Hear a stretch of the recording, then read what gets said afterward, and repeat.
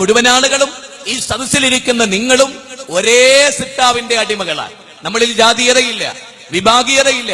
നമ്മുടെ തൊലി കറുത്തുപോയത് നമ്മുടെ കാരണം കൊണ്ടല്ല. അല്ല, വിശുദ്ധ ഖുർആൻ ലോകത്തോട് പറയുന്നത് ഫീ അയ്യി സൂറത്തിൻ മാ ശാഅ റകബ, ദൈവം നിങ്ങൾക്ക് ഉദ്ദേശിച്ച നിറം നൽകി. ദൈവമാണ് നിങ്ങൾക്ക് നിറം നൽകിയത്. അതിനെ ആക്ഷേപിക്കാൻ പാടില്ല എന്ന് ഇസ്ലാം ലോകത്തെ പഠിപ്പിക്കുന്നു. ഇന്ത്യ എന്ന് പറയുന്ന മഹാരാജ്യത്തെ കുറിച്ച് ഗൗരവമായി ആലോചിച്ചോ.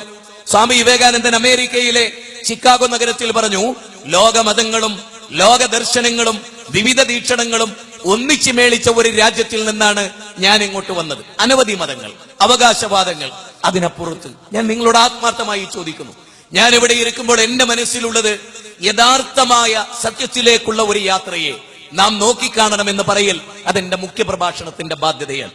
ഞാൻ ഈ യാത്രയിൽ മരിച്ചു പോകാം, നിങ്ങളും ഞാനും നാളെ കണ്ടുമുട്ടിയില്ലെന്ന് വരാം. നാളത്തെ സമ്മേളനത്തിൽ, നാളത്തെ ഇവിടെ കലാപരിപാടികളിൽ, സംഗീതങ്ങളിൽ ഒരുപക്ഷെ നിങ്ങൾക്ക് പങ്കെടുക്കാൻ സാധിച്ചു കൊള്ളണമെന്നില്ല. നമ്മുടെ ദൈവനിശ്ചയത്തെ നമുക്കാർക്കും തടുക്കാനാവില്ല. ഏത് ഭൂമിയിൽ വെച്ച് ഞാനും നിങ്ങളും മരിക്കും എന്ന് പറയാനുമാവില്ല. ഖുർആനിലെ 31-ാം അധ്യായം 34-ാമത്തെ വചനത്തിൽ പറഞ്ഞു, വമാ തദ്രി നഫ്സും മാദാ തക്സിബു ഗദൻ വമാ തദ്രി നഫ്സും ബിഅയ്യി അർദിൻ തമൂത്. ഏത് ഭൂമിയിൽ വെച്ച് നിങ്ങൾ മരിക്കും നിങ്ങൾക്ക് പറയാൻ കഴിയില്ല. നാളെ എന്ത് സംഭവിക്കും അതും നിങ്ങൾക്ക് പറയാനാവില്ല. അപ്പൊ എവിടെ വെച്ച് ഞാനും നിങ്ങളും മരിക്കും. ആ മരണത്തിനിടയിൽ നമ്മളൊക്കെ ഇന്ത്യയിലെ ആധ്യാത്മിക ജ്ഞാനത്തിന്റെ സ്രോതസ്സിലൂടെ കടന്നുപോയാൽ നാം കാണുന്ന ഒരു പ്രാർത്ഥനയുണ്ട്. ഓം അസദോമ സദ്ഗമയ തമസോമ ജ്യോതിർഗമയ മൃത്യോമ അമൃതംഗമയ ഓം ശാന്തി ശാന്തി ശാന്തി. അതിലെ ഏറ്റവും ഉജ്ജ്വലമായ ചിന്ത എന്താണ്? ഓം അസദോമ സദ്ഗമയ. ഓം എന്ന് പറഞ്ഞാൽ പരബ്രഹ്മവാചകമായ പ്രണവമന്ത്രം. ഈ ലോകത്തിന്റെ സൃഷ്ടാവ് ആരാണ്? സൂര്യനെ സൃഷ്ടിച്ചത്? ആരാണ് ചന്ദ്രനെ സൃഷ്ടിച്ചത്? ആരാണ് നക്ഷത്രങ്ങളെ സൃഷ്ടിച്ചത്? ആരാണ് ലോകത്തെ സംവിധാനിച്ചത്? അതൊക്കെ സംവിധാനിച്ച സംവിധായകൻ അതാണ് ഓം എന്നതുകൊണ്ട് വിശ്വവിജ്ഞാന കോശത്തിലും സംസ്കൃത നിഘണ്ടുവിലും ഓം എന്ന് പറഞ്ഞാൽ പരബ്രഹ്മവാചകമായ പ്രണവമന്ത്രം എന്നാണ്. ആ സൃഷ്ടാവിനോടുള്ള പ്രാർത്ഥനയാണെന്ത്? എന്നെ അസത്യത്തിൽ നിന്ന് സത്യത്തിലേക്ക് എത്തിക്കണമേ, ഇരുട്ടിൽ നിന്ന് വെളിച്ചത്തിലേക്ക് എത്തിക്കണമേ. നശ്വരമായ ഈ ജീവിതത്തിൽ നിന്ന് അനശ്വരമായ ജീവിതം, അതെവിടെയാ? പന്നിയായി, ചണ്ടാലനായി, അല്ലെങ്കിൽ വേറെ ഏതെങ്കിലും ഒരു വിഭാഗക്കാരനായി ജനിക്കും എന്നാണോ ഞാൻ നിങ്ങൾ വിചാരിക്കേണ്ടത്, വിശ്വസിക്കേണ്ടത്? അല്ല എന്ന് ഞാൻ പറയും. ഇപ്പൊ ഛന്ദോപനിഷത്ത് നിങ്ങൾക്ക് എല്ലാവർക്കും അറിയാം. തദിഹ രമണീയാം ചരണേ അഭ്യാസേ ഹയദേ രമണീയാം യോനി അപദ്യോരൻ ബ്രാഹ്മണയോനി ഓ വസുകരയോനി ഓ ചണ്ടാലയോനി. ഇതാരുണ്ടാക്കി?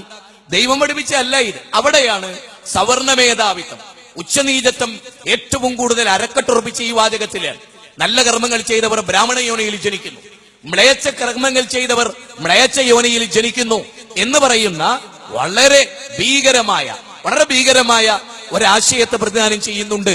ഞാൻ ഈ കഴിഞ്ഞ ഡിസംബർ 23 തലശ്ശേരിയിലെ ചാലിൽ എന്ന് പറയുന്ന പ്രദേശത്ത് ശിവഗിരി ആശ്രമത്തിലെ പ്രേമാനന്ദ സ്വാമികൾ, അതുപോലെ ഈ ഉള്ളവൻ, അതുപോലെ തന്നെ ജോർജ് പാമ്പളാനി, ക്രിസ്തീയ പണ്ഡിതൻ, ഞങ്ങള് ഏകദൈവാരാധന വേദഗ്രന്ഥങ്ങളിൽ, മരണാനന്തര ജീവിതം വേദഗ്രന്ഥങ്ങളിൽ എന്നൊരു വിഷയം അവതരിപ്പിക്കും.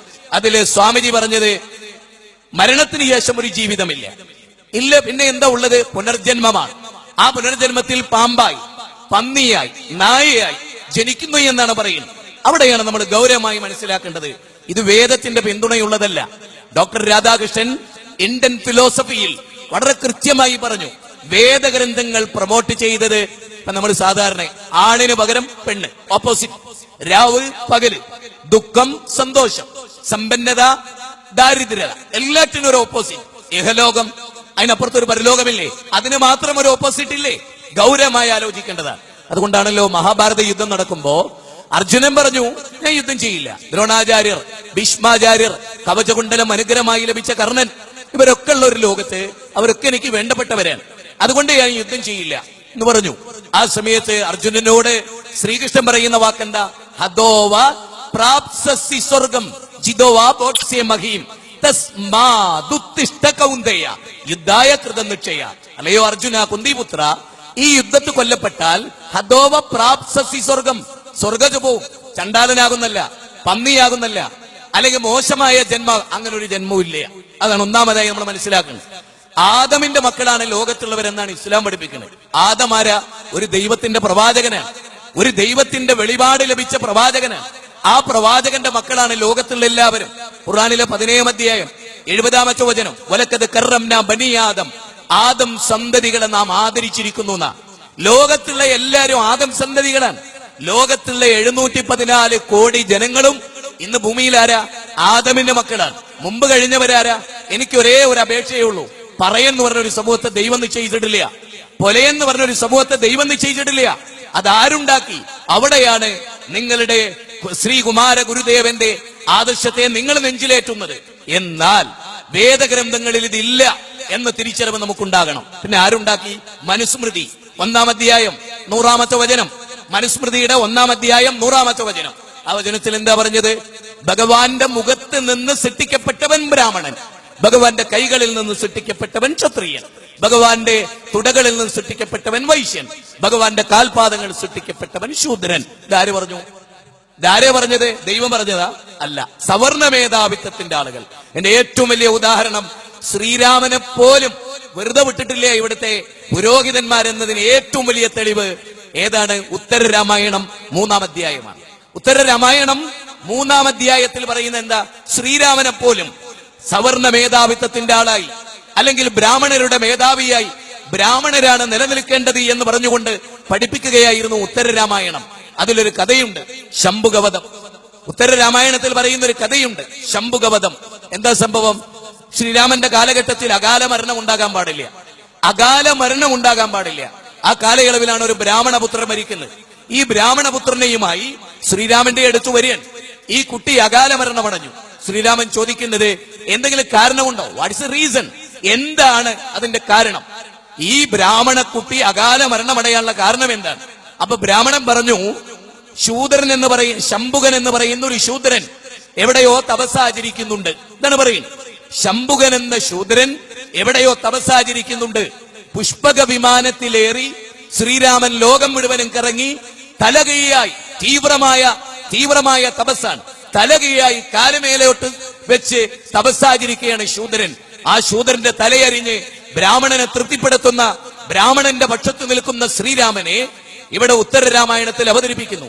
രാമായണത്തിൽ തന്നെ മറ്റൊരു ഭാഗമാണ്, ഒരു ശൂദ്രൻ ഭിക്ഷയാചിച്ചു വന്നു ശ്രീരാമന്റെ സന്നിധിയിൽ.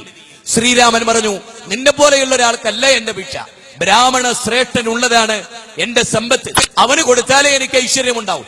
ഈ വാചകം ധർമ്മത്തിന്റെ പ്രതീകമായ വിദ്യാവാചാസ്പതി വി പനോളി വാൽമീകിയുടെ രാമൻ എന്ന പുസ്തകത്തിൽ 8-9 തവണ ഞാനത് വായിച്ചു.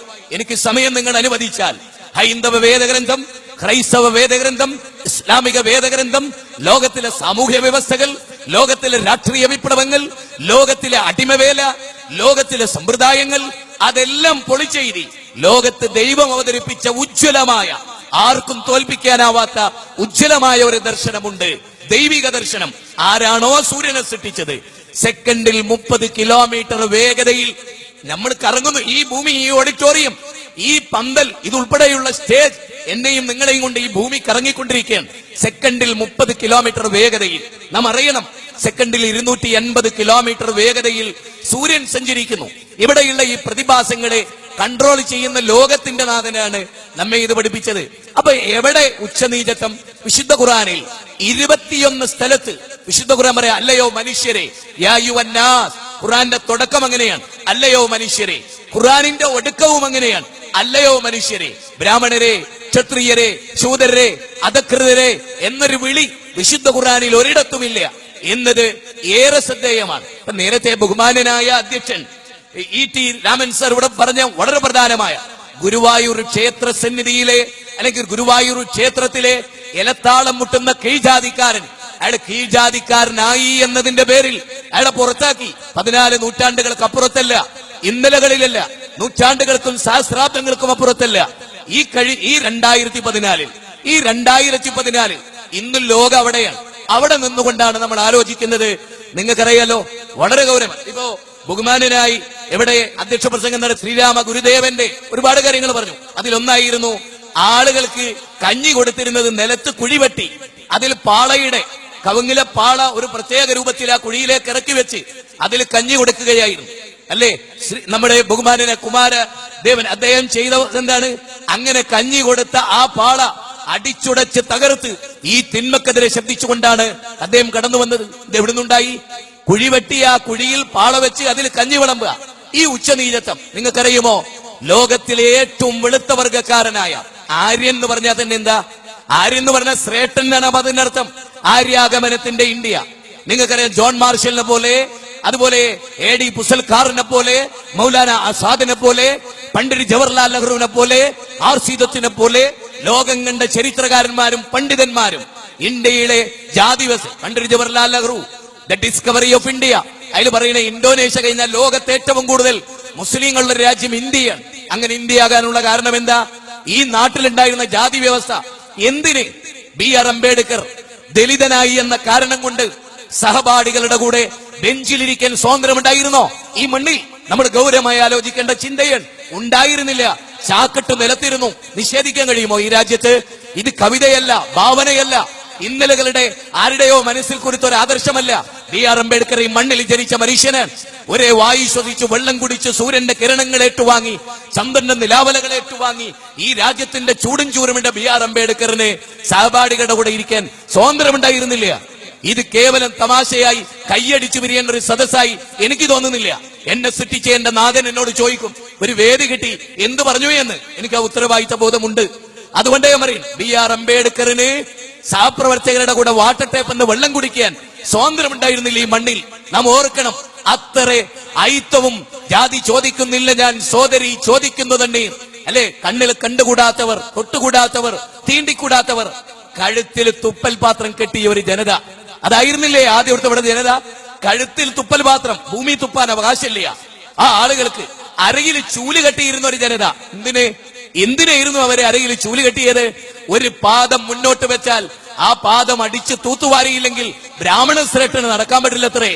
അവിടെയാണ് പ്രവാചക തിരുമേനി വെളുത്ത വർഗക്കാരനായ ഉന്നത കുലജാതനായ സൽമാനുൽ ഫാരിസി, വെളുത്ത വർഗക്കാരൻ, ഖുറൈശി ഗോത്രത്തിലെ പ്രമാണി. ആ ഖുറൈശി ഗോത്രത്തിലെ പ്രമാണിയുടെ പ്ലേറ്റിൽ, ഭക്ഷണപാത്രത്തിൽ എത്യോപ്യക്കാരനായ കറുത്ത അടിമയായ, ഹൈറ്റ് കുറഞ്ഞ, കറുകറുത്ത, കാക്കയെ പോലെ കറുത്ത ബിലാൽ അടിമച്ചന്തയിൽ പോയി അബൂബക്കർ സിദ്ദീഖ് വിലക്ക് വാങ്ങിക്കൊണ്ടുവന്ന് പ്രവാചക സന്നിധിയിൽ കൊണ്ടുവന്നപ്പോൾ ഉണ്ടായത് എന്താണെന്നറിയോ? പ്രവാചക തിരുമേനി ബിലാലിനെ വെളുത്ത വർഗക്കാരനായ സൽമാനുൽ ഫാരിസിയുടെ കൂടെ ഒരേ പാത്രത്തിൽ നിന്ന് ഭക്ഷണം കഴിപ്പിച്ചു. നിങ്ങൾക്കറിയുമോ, മനുസ്മൃതിയുടെ 4-ാം അധ്യായം 210 മുതൽ 228 വരെയുള്ള വാചകം ഇന്നും നിങ്ങൾക്ക് എടുത്തു നോക്കാം. കഴിഞ്ഞ 2 ദിവസങ്ങൾക്ക് മുമ്പ് ഞാൻ വീണ്ടും എടുത്തു നോക്കി, ഉറപ്പിച്ച് അരക്കെട്ടുറപ്പിച്ചു പോന്നതാണ്. കൊല്ലപ്പണിക്കാരന്റെ അന്നം ബ്രാഹ്മണന് പാടില്ല. എന്താ അതിനെപ്പറ്റി പറഞ്ഞത്? ആശാരിയുടെ അന്നം മലമാണെന്നാൽ ബ്രാഹ്മണന് കഴിക്കാൻ പാടില്ല. എന്നാൽ പ്രവാചക തിരുമേനി വെളുത്ത വർഗക്കാരനെ, വെളുത്ത സൽമാനെ, ബിലാൽ എന്ന കറുത്ത മനുഷ്യന്റെ കൂടെ ഒരേ പാത്രത്തിൽ നിന്ന് ഭക്ഷണം കഴിപ്പിച്ചു. ലോകത്തിന്റെ ചരിത്രം അതാണ്. പഠിക്കാൻ നമുക്ക് മനസ്സിലാക്കാം. നിങ്ങൾക്കറിയാം, ബിലാൽ എന്ന കറുത്ത മനുഷ്യനായിരുന്നു കഅബ എന്ന് പറയുന്ന ലോക മുസ്ലിമീങ്ങളുടെ കേന്ദ്രത്തിലെ ബാങ്കുകാരൻ. അദ്ദേഹത്തെ മാറ്റിവെച്ചിട്ട് ഒരു പ്രമാണിക്കും അവിടെ സ്ഥാനമുണ്ടായിരുന്നില്ല. ബിലാൽ എന്ന കറുത്ത